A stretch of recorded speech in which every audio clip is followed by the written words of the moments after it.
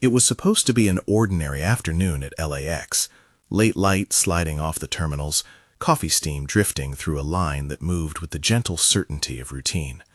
Flight 1876 waited at gate B-22, like any other plane between departures, luggage clinking, a last-minute child tugging at a mother's sleeve, a business traveler scrolling at the gate with a look that said travel was another task checked off the list.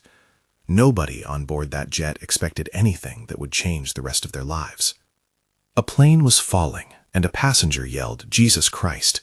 That sentence would later be repeated in living rooms, in whispered conversations at church, in the trembling texts people sent to one another. In the moment, though, it lived only as a thin, sudden thread of sound, barely more than an exhale. It did not curl in headlines yet. On the tarmac, under the late sun, the day still belonged to ordinary cares. Ryan Hernandez moved like someone practiced in saying the right things at the right time. He was 38, steady hands, a civil engineer's mind that loved plans and blueprints and the comfort of formulas that balanced. He had flown before, often, for work and for vacations he took because time was scarce and his calendar insisted on motion. Lately, his sentences had been shorter. The long conversations he'd meant to have with his mother, the promises to go back to church someday, all slid into a drawer labeled later. He checked his boarding pass, adjusted the strap of his carry-on, and watched people with a clinical, almost sympathetic curiosity. He had reasons not to believe in easy answers. He also had reasons not to sleep well. Lucy Torres had her knuckles white around the strap of her backpack. 24, pre-med, a patient smile she practiced in elevators and study groups. She carried a paperback on anatomy and a folder of notes, but what she clutched between her fingers now was a photograph folded thin, a grandmother's face, a little crooked and sunlit, a reminder of why she was on this flight. Flying made her stomach send messages of panic that her brain tried to answer with logic. She had rehearsed breathing techniques in lecture halls and late-night study rooms. Inhale 4, hold 4, exhale 6. On the plane, she set the timer on her watch, the ritual soothing in its predictability. Maria Carter boarded with a backpack and a folded stroller. She had work, bills, a daughter named Sophie who preferred strawberries to any other fruit and declared public spaces to be stages where crayons were always welcome. Maria was 32, a single mom who kept a list in her purse: rent due, pediatric appointment, after-school pickup. She smoothed Sophie's dress for the 100th time, tucking a loose curl behind the small ear that listened to every adult voice and mimicked them without trying. Maria's day had already been long. She had fallen asleep once on the couch and woken with a pen in her hand and a crumpled utility bill as a pillow. She was tired in a way that was not dramatic but deep, the kind of fatigue that makes ordinary, everyday moments feel like careful balancing acts. Sophie hugged a small box of crayons like a treasure chest. She pressed them to the window shade and drew islands of imagination onto the safety card. At 7, she believed in fixable things: Band-Aids, soup, songs that made everything better. She did not yet know how big the world could be when the sky did not behave. Near row 16, Father Stephen Ramirez took his seat, as if he had been invited to sit with old friends. Soft, unassuming, a priest of 55 who had learned to carry both consolation and stubborn presence. He had been at the airport for 2 reasons: to visit a parishioner in a nearby city, and to be available to anyone who crossed his path, even if the moments were brief. He folded his hands in his lap, a rosary hidden in his palm, its beads worn smooth by decades of touch. His prayer until that day had been quiet. He wondered about small mercies and the large, ineffable shape of grace. He had watched lives crack and mend, and in the minuscule miracles, meals provided, bills paid, a call returned, he found evidence of something patient and steady. Captain Jack Ortega walked to the gate with the posture of someone who had spent decades turning invisible risks into decisions that kept strangers alive. A veteran pilot, he had flown through nights when instruments blinked odd lullabies and through days when thunderstorms tried to claim the sky. He put his hand on the fuselage as he passed, a habit, a greeting, the kind of small ritual that keeps you connected to machines that are otherwise indifferent. Beside him, First Officer Mark Martinez adjusted his headset with the nervous energy of someone who loved the job and respected its demands. Between them there was a choreography born of countless flights, checklists recited not from memory but from muscle, a silent language of nods and clipped phrases that meant, "We will do our part." Flight attendants moved through the cabin with a practiced warmth that helped the plane feel like an extension of a home rather than a metal tube buckled into a cloud. They were the first responders of comfort, smiling, offering a bottled water, a nervous laugh that could slide around a passenger's fear and leave them lighter by a breath. An older woman in the back, a rosary at her throat, hummed a tune under her breath as she stowed a carry-on above a seat. Small details: a child's stuffed rabbit tucked under a seat, a businessman's tie loosened by habit, the faint metallic tang of jet fuel and the sweeter scent of perfume. The boarding completed, doors closed. The plane rolled toward the runway as evening fell. Through the windows, Los Angeles flattened into a grid of lights, then receded. The engine's hum swelled to a steady note, a mechanical reassurance. For a while, there was only the soft orchestration of ordinary flight, pages turning, earbuds in, small hands tracing tray tables. A young mother hummed a lullaby into Sophie's hair. Lucy rehearsed a pulse check in her mind. Stable, regular. Ryan watched window lights and felt a distant ache he could not name. They climbed through a goldening sky until the last sliver of sun left the horizon and the plane leveled out above the expanse that lay between Southern California and the Rockies. At 30,000 feet, the cabin settled into its ritual. Lights dimmed a little, trays locked, sleep or rest or the glow of a screen. Outside, the stars were pale witnesses to a small community, temporarily yoked together. Pilots spoke in the steady, sparse cadences of professionals. Captain Ortega's voice over the intercom was warm and brief, welcoming everyone aboard and promising they would be in Denver on schedule. No one wanted more. It was a promise the crew could offer without pretense. In the cabin, Father Stephen closed his eyes for a brief moment, fingers moving over the rosary. He was not dramatic. His prayers were quieter than anyone imagined. A turbulence advisory flashed across a small display in front of First Officer Martinez. It could be routine, patches of unstable air, the kind that make coffee jiggle in cups and lap belts tug at the hips. The plane rocked, a little like walking over a wooden bridge. Ryan tightened his grip on the armrest, as if a held grip could cure an invisible tremor. Lucy's breath shortened like a note that wouldn't resolve, but she followed her breathing exercise, the steady meter like a metronome in her chest. The first tremor was small. The plane dipped. Drinks sloshed. A child's crayon snapped in two with a sound like a twig. The sound seemed absurdly small against the mechanical thunder. Most passengers grumbled and tightened seatbelts. The pilot's voice came through. "Ladies and gentlemen, we've encountered some turbulence. Please return to your seats and fasten your seatbelts." The voice was calm. Calm filled the cabin for a beat, as if the instruction alone could close the wedge of worry. Then the clouds thickened.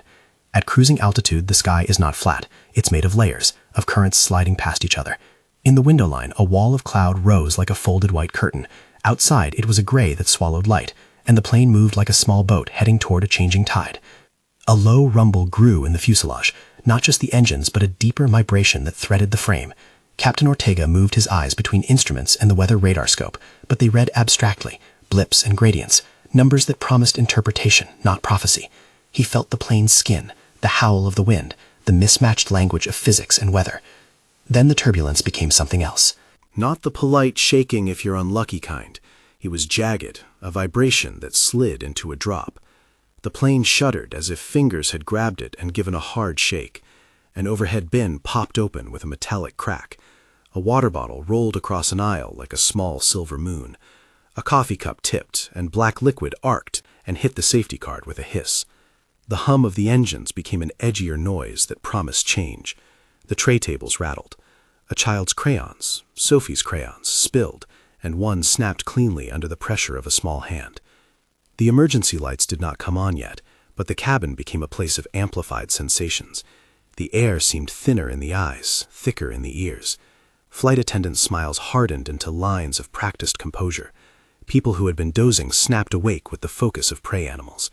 Lucy's breathing tightened, reflex and fear tangling, the technique she had practiced insufficient for the pounding of her heart. Ryan clutched the armrest hard enough to whiten his knuckles. Maria held Sophie to her chest as if she could press the child into the plane's skeleton and keep her there.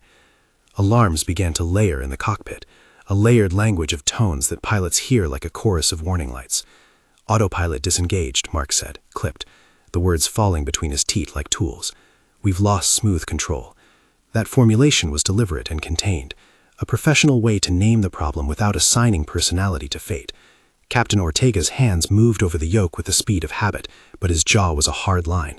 Outside, the sky pitched and tugged. Inside, seconds stretched. The flight attendants secured themselves and tried to move down the aisle, checking straps, offering small, calming words. A mother in 21C coughed as nausea rose like a tide. A man near the wing made a strangled sound that could have been a laugh or a sob. The plane rocked again, more forceful. The overhead bins shook somberly. A rosary slid from a seat pocket, and beads clicked against plastic like the tiny sound of worry. "Ladies and gentlemen, remain seated and keep your seatbelts fastened," the crew said over the intercom. The voice was thinner now, threaded with the recognition that words were sometimes poor tools for vast things. Then, higher in the cabin, a different sound broke the air. It was not an alarm or an instruction. It was a human voice, raised in the old, simple way that people raise voices when ordinary means have been exhausted. "Jesus Christ," someone said. The name landed in the cabin like a thrown stone. It was not theatrical. It had no intention other than to name what so many had been thinking in scattered, private ways. 2 syllables, heavy with memory, with the recollected warmth of a prayer said by a bedside or whispered in a hospital. Father Stephen had not been planning to stand.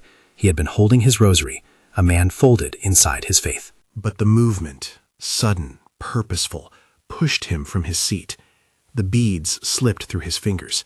He rose with a steadiness that surprised him, and his hands rose with the movement. "Jesus Christ," he said again, louder now, and the words were shaped into a sentence that did not pretend to be a solution, but did what words sometimes do. It gathered. "Jesus Christ, into your hands we place our lives." There was, in that naming, a particular clarity. It was not dramatic theater. It was a simple human act, an address, a calling of a name that carried the sum of many people's private languages of longing. It made a sound in the cabin that bent the edges of panic into a new shape. People turned their faces. Eyes found each other, and for a trembling second, the plane felt like a room where someone had called for help in a language that was known and old. For a moment, panic hesitated on the lip of a second thought. A woman next to Lucy clasped her hands and mouthed something like a prayer.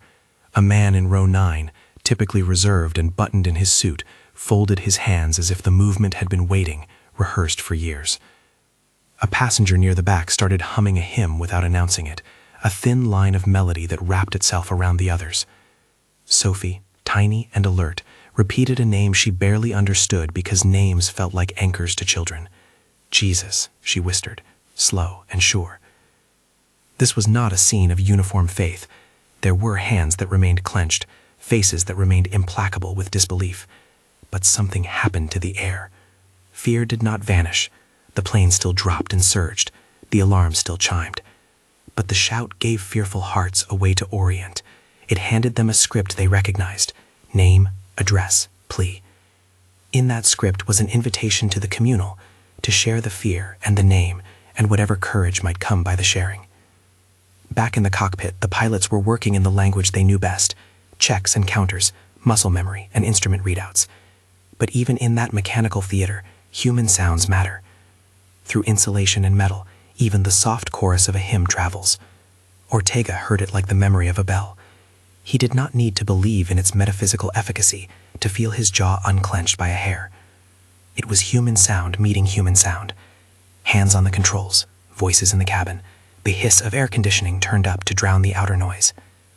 "Hydraulics fluctuating," Mark said, one short factual line among the roiling noises.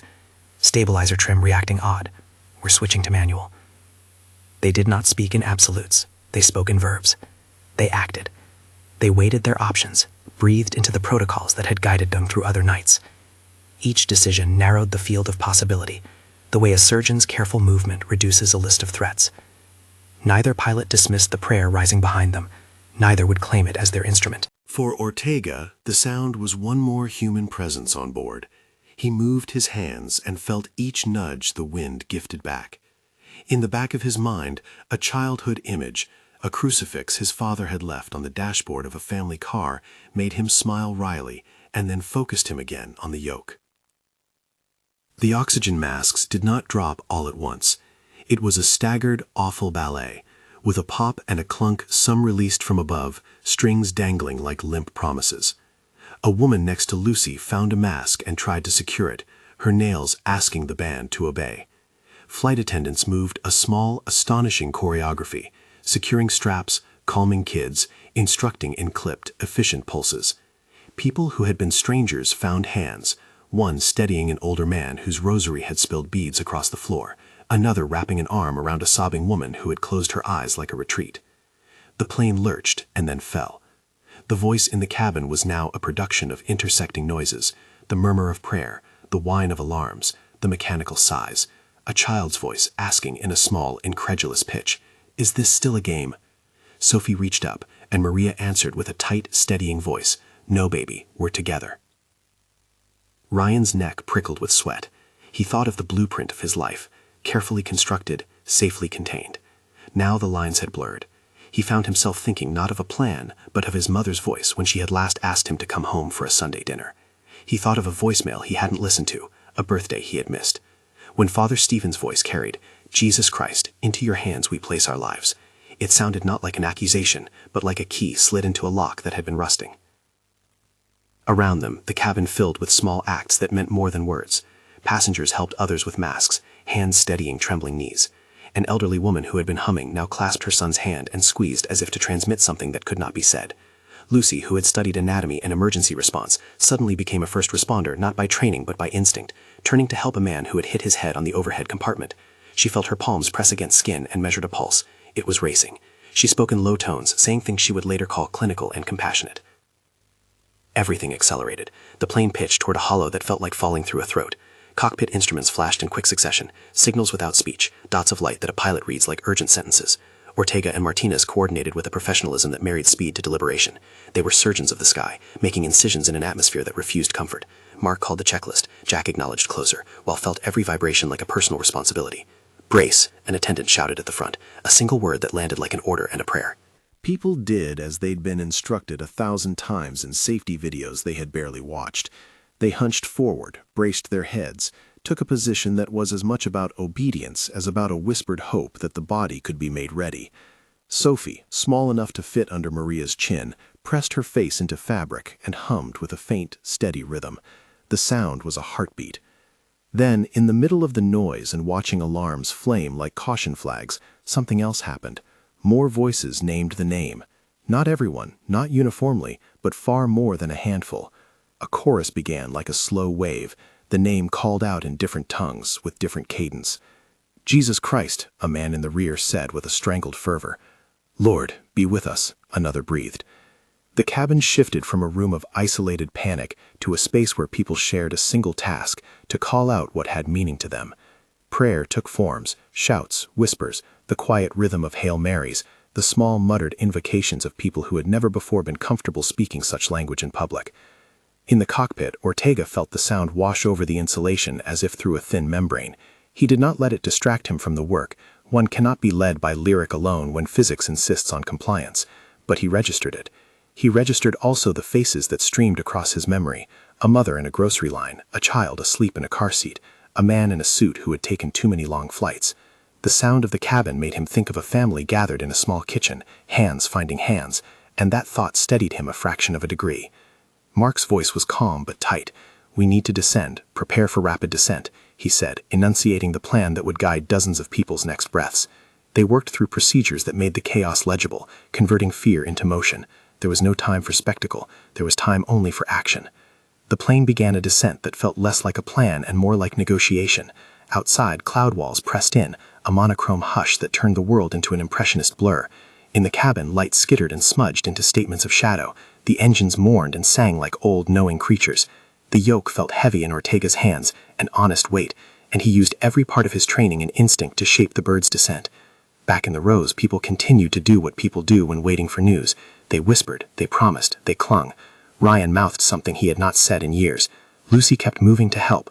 Maria repeated a prayer she'd heard from her own grandmother, the words precise though her mind was fogged with adrenaline.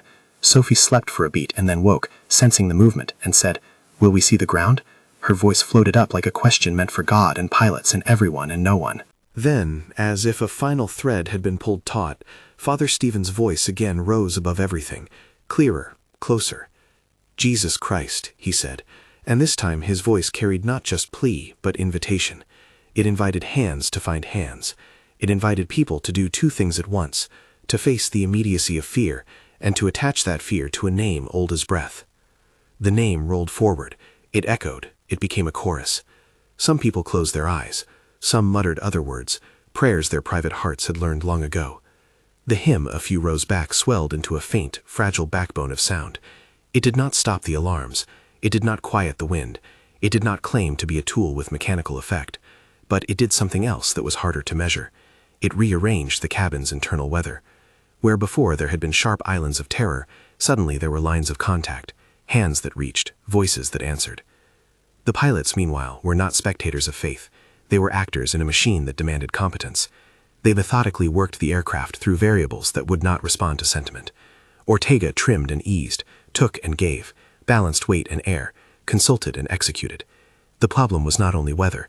Systems complained as the plane fought to be obedient. Alarms were a chorus of clarity and threat. Mark read values, called adjustments, passed controls in a dance that required absolute trust. Their fingers moved with the certainty of practice, even while the world jolted. The chorus in the cabin threaded through the cockpit glass like any other sound from Earth. For Ortega, it became a background that steadied him like a white noise machine steadies a child in a storm. For Mark, it was a human presence that sharpened focus. For Father Stephen, it was in keeping with a vocation, to call out love into the open and hold hands with whoever answered. For Sophie, it was a lullaby in adult form. For Ryan, it was an invitation to remember. They were still falling. The descent had become steeper than anyone had rehearsed in a safety video. The plane dipped and gathered itself with a violence that made stomachs churn. Outside, a sheet of gray held the world tight.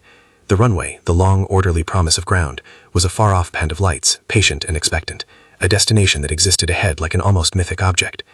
The announcement came again, clipped and professional. "We are experiencing a system anomaly. Please remain calm and follow crew instructions." Calmness in that second had the feeling of a fragile artifact, easily crushed but still present. The flight attendants' faces had an expression that combined terror and resolute. They moved down the aisle, clipped and skillful, securing straps, pressing lips to foreheads in a gesture that felt like prayer and medicine combined. Then the cabin shuddered with a hard, drawn-out motion. A sound like the tearing of paper seemed to pass through metal. The plane jolted and then dropped into a hollow. Passengers who had hoped prayer alone would settle them now prayed with their knees pressed to seatbacks, their hands holding each other like ropes. The name, Jesus Christ, was not a dramatic exclamation, but a steadying chord. It is necessary to say what prayer did not claim. It did not stop the alarms. It did not produce a sudden rewriting of physics. It did not render the pilots unnecessary. But it did, in an innumerable number of small ways, make people willing to act together. The flight attendant who had been trained to open a mask now found an identical mask in a stranger's reach. They exchanged a look that was not of shared religion so much as shared humanity. The grip on a hand eased another grip. A hymn harmonized with the metallic staccato of warning lights and the pilot's short, decisive commands. The plane continued downward, then steadied into a level the pilots could manage. Instruments relayed a mixture of good and still worrisome data. Ortega adjusted the approach, his eyes sharp. Mark ran further checks while Ortega monitored the horizon for the first hints of a runway that might appear wet and alien through slashes of rain. A crosswind wanted to play. The plane wanted to argue. In the cabin, the sound of prayer became the texture of the moment. People shared small, astonishing acts of care. A man took another's hand and would not let go. A woman fed water from a bottle to a passenger who had a cut lip and was pale white. A nurse among the travelers kept counting respirations and murmured reassurance to a family that had been afraid since takeoff. And then, as the plane pitched toward a final approach that neither the pilots nor any passenger could call easy or assured, Father Stephen stood, the rosary beads loose in his vest, and spoke a benediction that was more like a declaration of human solidarity than a ritual recitation.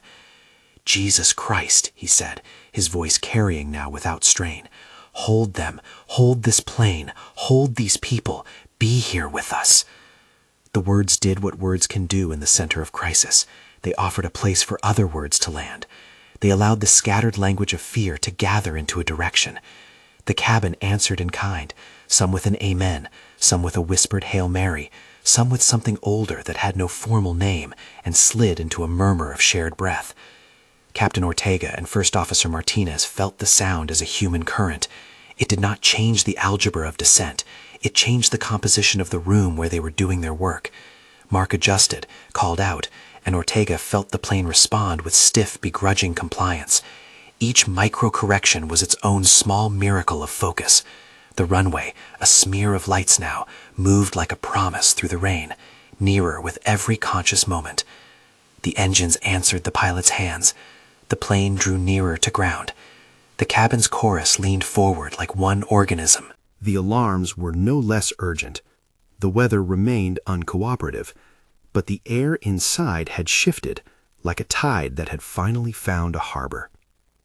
And then, in a single crystalline beat, a passenger, someone whose name would later be remembered as an incidental prophet of the moment, yelled the words that would become a hinge for everything that followed. "Jesus Christ!" The voice sliced through the cabin, loud and clear, not pleading anymore, but naming, raw and honest. It reverberated. It landed in ears and hearts. It crossed the insulation and the instruments and the polished, practiced motives of two men responsible for more lives than any human being should hold. It found the pilots like a small, precise encouragement. It folded into the pilots' decisions and into the hands of the women and men pressing a child's head into a lap. It hung in the air like the plane itself, suspended between the vertiginous and the possible. At that moment, time did something strange. It slowed its relentless march enough for each person to feel distinctly what they were doing. A child clutched a crayon that had snapped in two, and in her small fingers it felt like an artifact of survival. A man thought of his mother. A woman thought of a prayer she had not said in years. The cabin was a tapestry of memory, fear, and reaching. The engines roared. The instruments blinked. The plane moved toward the light that promised ground. Hands tightened. Voices found their small ways. And the name, Jesus Christ, hung in the air like a new piece of equipment, a human device that people used now to steady themselves. It was no guarantee. It was a community act. It was the place where strangers found a common language to address an unanswerable question. It was the hinge on which fear pivoted into something like courage. The plane still had miles to go. The pilot still had work to do. No one pretended the rest would be easy. But in that suspended, breath-stretched instant, something shifted. People were no longer simply passengers heading toward an endpoint. They had become something else together. They had become a small congregation, held not only by metal and physics, but by something like solidarity. Outside, runway lights cut through rain and cloud, thin and waiting. Inside, the choir of voices rose and fell, a human counterpoint to the instrument's rigid language. The cockpit closed ranks, the yoke steadying beneath Ortega's hands. The cabin bowed, not in defeat, but in the careful coordination that keeps lives intact for another day. And yet the story was not over. The plane still had to meet the ground. The pilots still had to put their work into action against the weather. The consequences of every decision lay ahead, waiting in the distance like the smear of runway lights. The name had been called. The chorus had answered. The mechanics of descent and the realities of wet tarmac and crosswinds were not impressed. They required skill, concentration, and perhaps a kind of stubborn hope. The moment that followed the shout of Jesus Christ was a hinge between what had been and what would come. Seats were braced, hands were held. The cabin hummed with a collective intake of breath. The pilot's hands were sure. The plane for now obeyed. The next seconds would demand more than a name. They would demand mastery, precision, and endurance. But the naming had done something that technical skill could not. It had made the people on board realize they were not alone in their fear. It had given them a shared language to call out of the dark. It had, in the thin, unsure way human gatherings do, created a fragile community. The rest would reveal what that community could do. For a breath that felt like both a hope and a command, the world outside the windows flattened into a smear of rain and runway lights. Inside, every small human movement mattered. Captain Ortega kept his hands where practice and instinct had trained them, steady, deliberate. First Officer Martinez called out settings and read aloud what the instruments allowed them to know in language that trimmed away panic. In the cabin, the chorus of names and prayers thinned into a single concentrated sound, an interior tide that pushed against the shudder of alarm bells. The plane dipped and rose in the way large things do when they are negotiating a hostile sky. Ortega felt each tug as if the air itself had teeth. He fed small corrections into the controls and watched the nose respond by fractions. Mark's voice, cool and exact, threaded the cockpit, distances, headings, gentle commands that asked the aircraft to do what it could. There was no theater in their speech, only action. They could see the runway now, a band of light, small and patient, wavering through rain. It had the air of a promise, like the end of a long, aching promenade. The wind wanted to play with the wings, pushing them sideways, testing every seam where metal met protocol. Ortega set his jaw and let muscle and memory make the choices he could not pray into existence. He was a man with hands on a machine, and the machine answered when guided with surety. The cabin had tightened into a single organism. Children pressed into laps. Strangers' hands found one another and held like anchors. A woman near the back sang a muted hymn by memory, the melody a thin line of solace. Sophie squeezed her mother's hand until her knuckles were white. She bit her lip, then hummed the fragment of the song she'd heard earlier. The crayon she had held now sat in pieces against the safety card, a small relic of the moment that would later be retold in kitchens and living rooms. The flare came with the economy of suddenness. The aircraft dipped, then the pilots pulled the yoke back with the practiced animal certainty of trained bodies. The frame shuddered as tires kissed wet tarmac. For an instant, the world reconfigured into a series of mechanical realities. The screech of rubber, the hiss of air, the groan of metal settling into a new alignment. The plane touched down, harder than ideal, with a resistance that left passengers pressing faces into shoulders and breath held like a communal secret. Brakes bit. Engines throttled into reverse or slowed in obedience to commands that were precise and immediate. Water sprayed in ribbons off the runway, a silver spray that washed along the fuselage like something alive. Emergency lights flashed, red and clinical, but their pulse was soon matched by human noise, a ripple of exhalations, a wet sound of sobbing, a thin, incredulous laughter from someone discovering they could still laugh. The plane shuddered itself into a halt. Outside, the standard procession of assistants, vehicles that were part of ordinary readiness for extraordinary moments, arrived with flashing lights that broke the rain into cubes of color. Men and women in reflective jackets moved with calm urgency, their training turning them into vectors of practical help. They approached with medical bags and radios. They were the next layer of human skill on top of the pilot's competence. Inside, flight attendants assessed, reassured, checked for movement. Passengers, hands still clenched, found ways to say fragile things. The overhead bins clicked open like small confessionals. An oxygen mask had been pulled back onto a lap by someone who had been trembling. Others removed masks and blinked as if waking from a dense sleep. Father Stephen remained where he'd been, hands still inked with rosary imprints, breath heavy but even. He moved down the aisle as the crew gave permission, offering the small comforts that belong to those who hold a pastoral life. A word, a hand, a nod. People reached for him, some for the name he had spoken earlier, others for the steadiness of one more adult who would say, without the promise of miracle as fact, that they were not alone. Paramedics came through with efficient hands and soft voices. They checked cuts and bruises, wrapped a shaky hand with gauze, steadied a forehead with cool compresses. A woman had a split lip from a seat impact. She smiled at the nurse with a toothy, astonished gratitude. A man near the wing had a nasty scalp wound patched in minutes.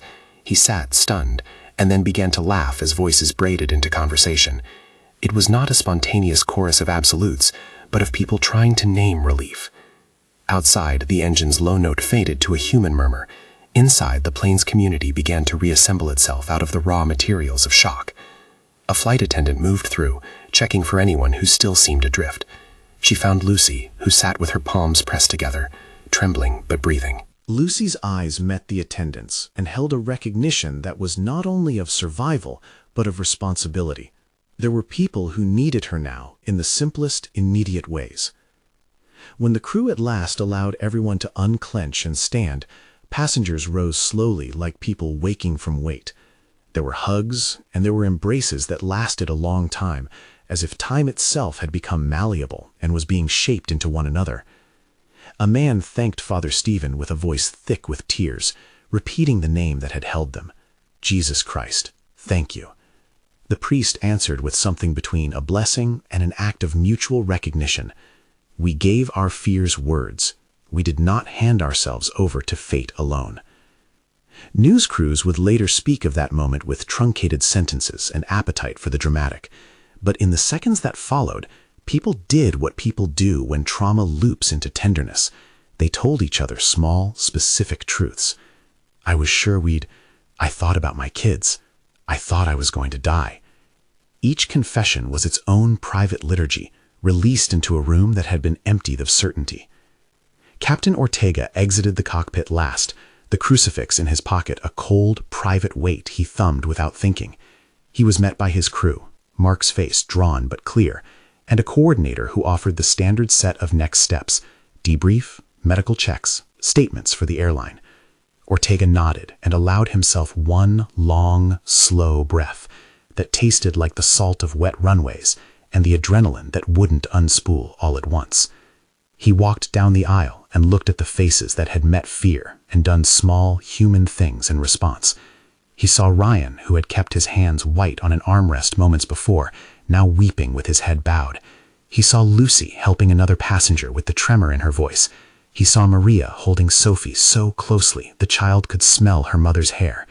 He felt the fragile stitch of what had happened: technical mastery and human courage, and something that looked a lot like grace.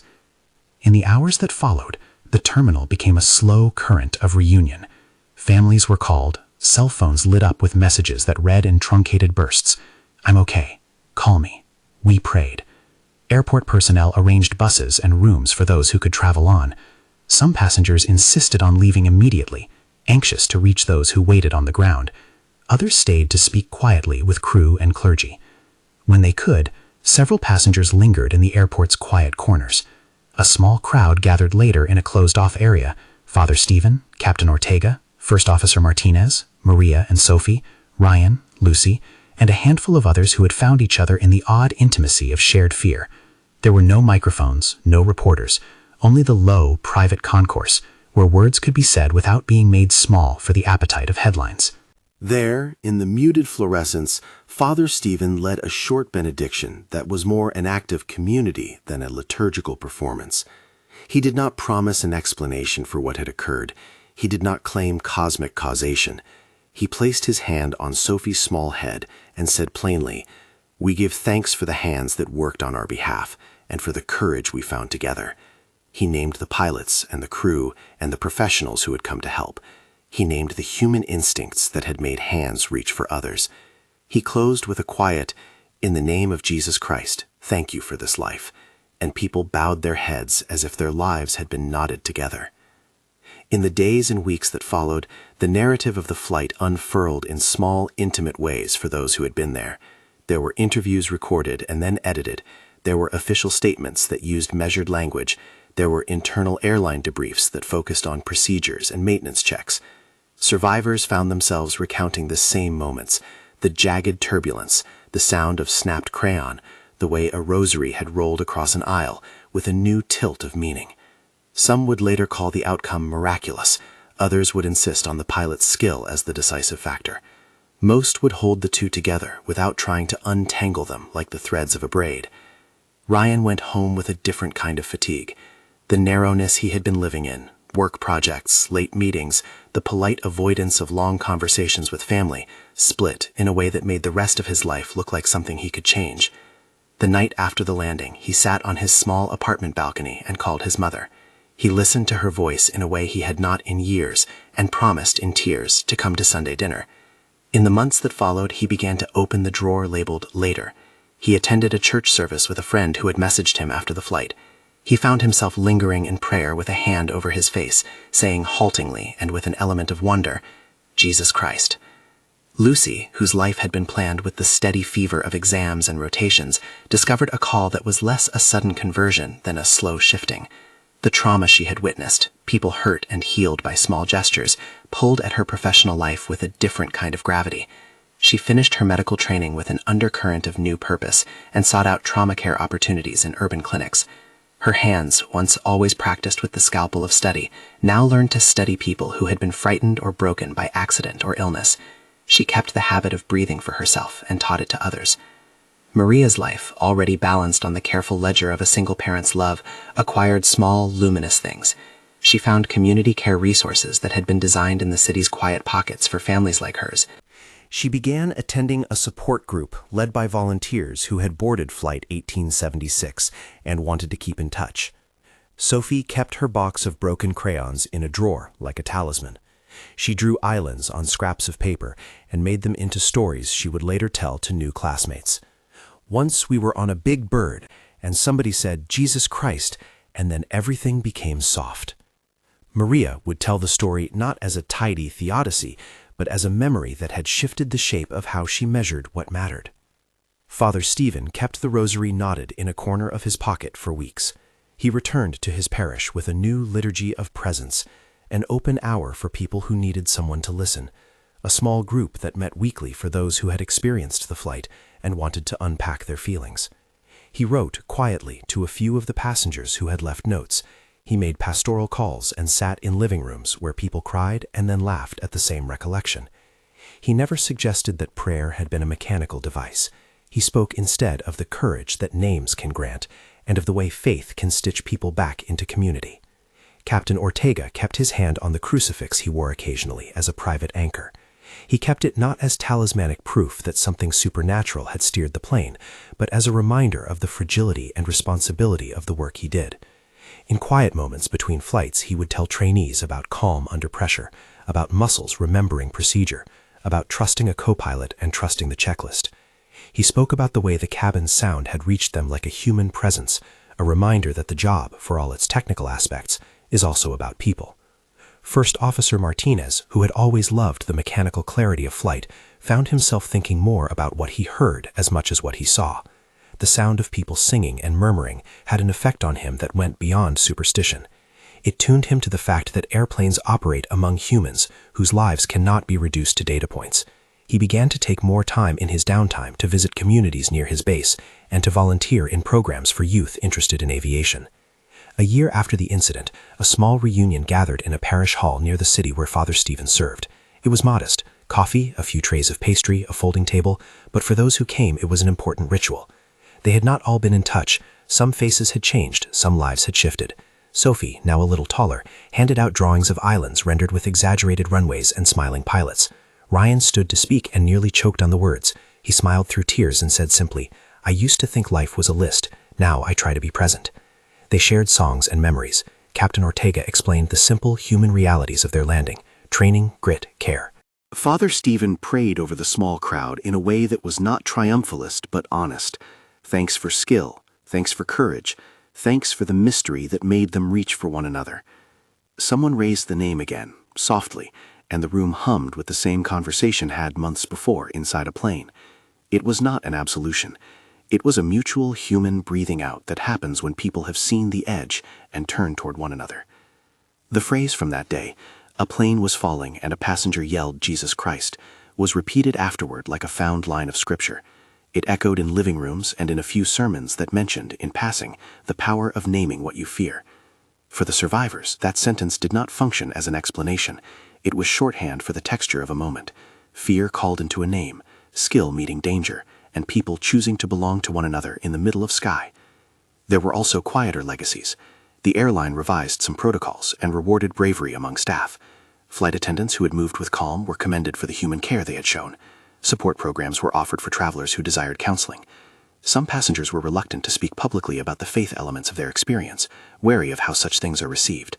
Others found themselves open to new practices: prayer, a return to community worship, a willingness to talk about things that felt tender and unreliable. Years later, pilots on other flights sometimes tell the story, not as an attempt to sanctify an outcome, but as a reminder of how human presence ripples out in emergencies. "We can't pray the plane down," Ortega would say in training rooms, "but we can remember that people on board are not data, they are stories." The trainees nodded. The lesson stuck. Sophie, who had held a crayon that snapped in half, grew into a person who tended to small hands.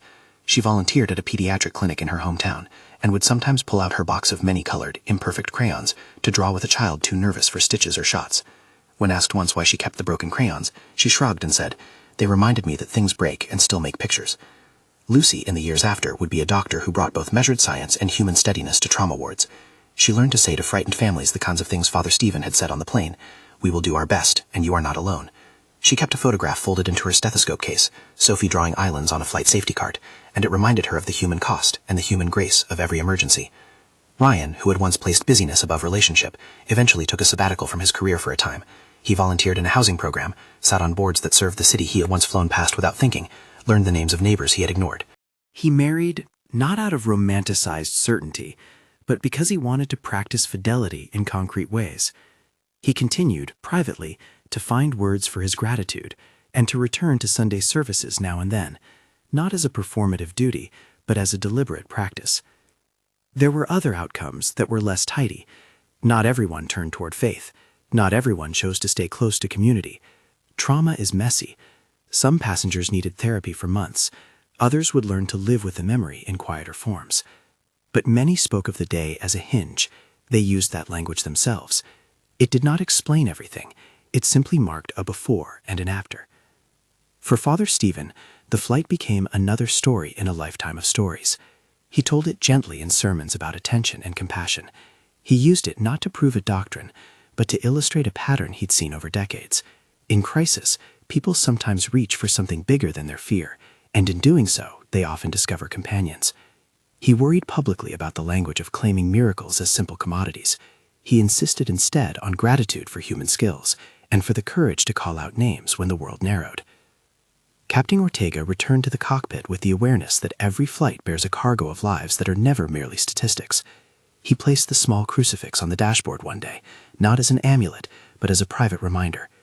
When new pilots asked about the weight of responsibility, he would say, "You do the work you can. You trust your training. You trust your team. And you remember there's a story in the cabin that's bigger than any single system." He meant by that airplanes carry more than metal and fuel. They carry histories, relationships, people who had not finished their work on Earth. On the anniversary of the flight, some of the survivors met at a small memorial service organized by volunteers who had been touched by their story. They lit candles, read names, and allowed the quiet to be large enough for sorrow and for gratitude. Father Stephen led a short prayer that acknowledged both human skill and the handholds of faith. He said, "We give thanks for the help we received, from hands, from training, from courage, from those who spoke the name that gave people a place to land emotionally. We do not pretend to know all the meanings. We simply hold what happened with humility and gratitude." The story traveled beyond those rooms. People wrote to the passengers who had spoken their recollections publicly. Strangers sent messages that read like confessions. "When I heard that name, I remembered my grandmother. When I read your story, I went to the person I'd been avoiding and apologized." The narrative became a small, contagious encouragement to attend to what matters. Even for those who would not speak publicly, the day left small artifacts. Sophie's slightly chewed crayon, a rosary with one bead newly smoothed by a thumb, a pilot's crucifix, the faint memory of a hymn hummed like a backbone through chaos. These were not proofs. They were traces of people learning anew how to be present to one another. And throughout, there was a careful, sober refrain. No single thread could be untangled to explain that hour. Skill and training had been decisive. The pilots had earned every inch of the runway with knowledge and practice. Prayer and naming had not rewritten the laws of physics, but naming had provided a script for people to join together. It shaped behavior and anchored hearts. Those who were there often said both things at once, with neither contradiction nor need for resolution. Months later, Ryan stood in the doorway of his mother's kitchen, the smell of coffee rising like a small blessing. He had taken a different route back into family life, one that involved small, repetitive acts, showing up, calling, listening. He told his mother the story again, stumbling over the same details and finding new tenderness in the telling. "Someone yelled, 'Jesus Christ,'" he said, and his mother made the sign of the cross with her thumb on her forehead without thinking. Lucy, at a hospital in a city she had chosen to serve, held a child's hand in a dim recovery room and told the child a story with soft, steady voice about courage. Maria and Sophie, who still preferred strawberries, took a bus to a community fair months later and laughed about how Sophie's drawings had become something like a legend at preschool. Father Stephen continued to be present to small, ordinary griefs, and Captain Ortega flew and taught and kept the crucifix close. This was the shape of the miracle people described, not always in spectacular signs, but in converted attention.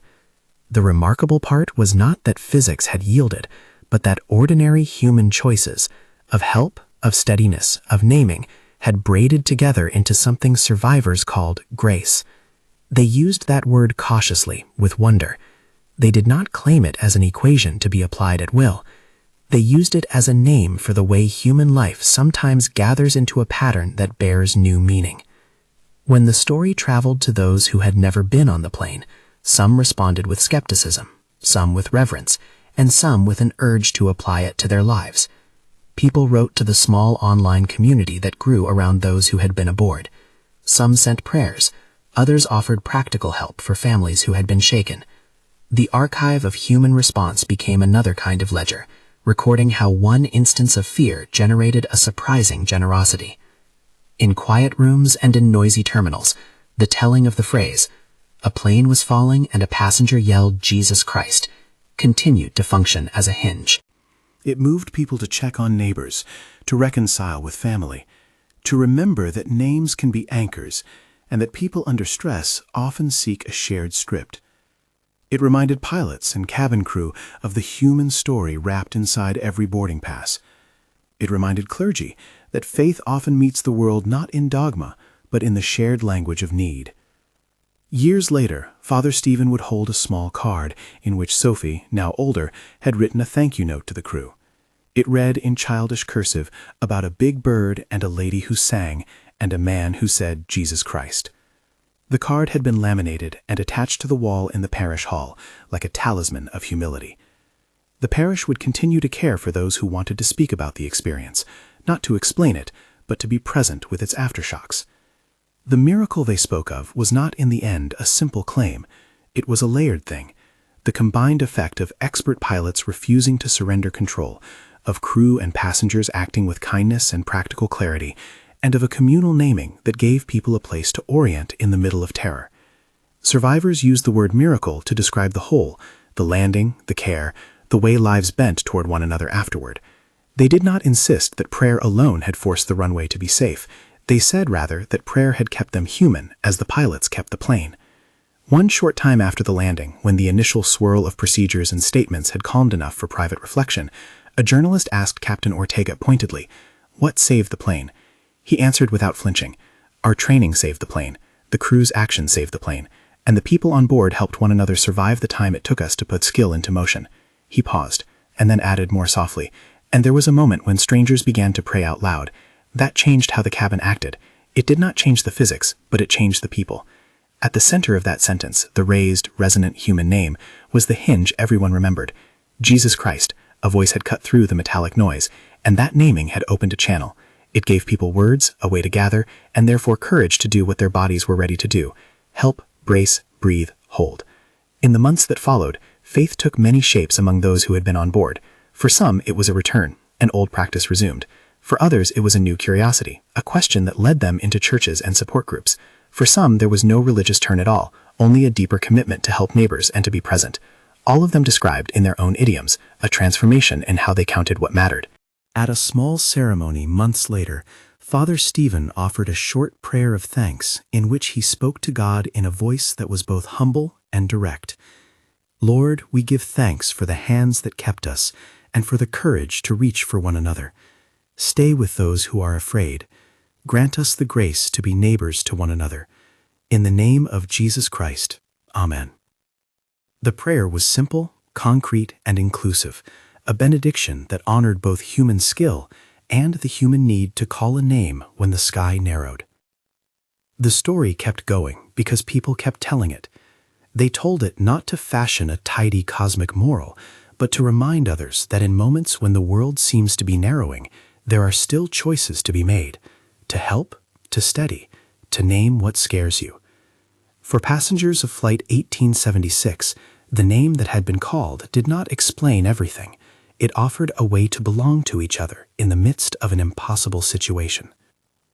Years later, Ryan, Lucy, Maria, Sophie, Father Stephen, Captain Ortega, and Mark would appear separately at small gatherings, church basements, safety seminars, community centers, to tell what they remembered. They always spoke with a caution that matched the sober wonder they felt. They emphasized the pilot's training and the crew's courage. They also reminded listeners how small gestures and shared words can shift a cabin from isolated fear into collective action. To those listening then and now, the story is an invitation rather than a proof. To be present, to help where one can, to speak when silence would multiply terror. It is also an encouragement to remember that people are made for each other, especially when the sky tilts and everything begins to fall into question. If this story has touched you, consider sharing it with someone who needs to hear that even in the hardest moments, people can choose each other. If you have a story of rescue, of faith in emergency, or of quiet courage, leave it below. Your memory may be the lifeline someone else needs. Let us close with a short prayer. Lord, we do not know all the reasons things turn the way they do. We give thanks for skilled hands and brave hearts. We thank you for the instincts that make strangers steady one another. Be with those who remain fearful. Heal the wounds that linger. Teach us to be ready to help, to speak words that gather, and to live with compassion after the danger has passed. In the name of Jesus Christ. Amen.